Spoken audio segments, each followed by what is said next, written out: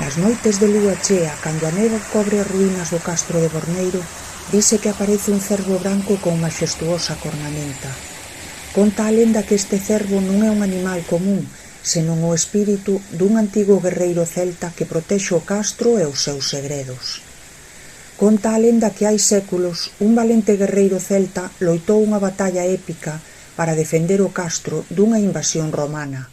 O guerreiro, montado nun corcel branco, loitou ferozmente, pero finalmente resultou ferido de morte. A piques de morrer, o guerreiro pediulle aos deuses que lle permitisen seguir protexendo o castro. Os deuses, movidos pola súa valentía, transformárono nun cervo branco, animal sagrado para os celtas. Desde entón, o cervo branco deambula polo castro, vixiando as súas ruínas e protexendo aos habitantes da zona.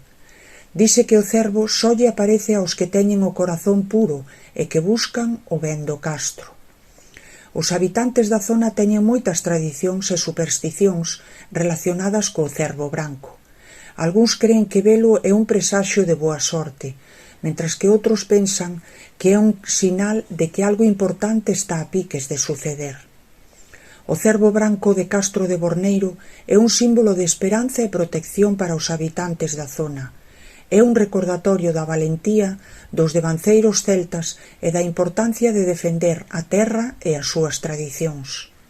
Se algunha vez tes a oportunidade de visitar Castro de Borneiro, non esquezas mirar o ceo nunha noite de lúa chea. Quizás teñas a sorte de ver o cervo branco e sentir a súa máxica presenza.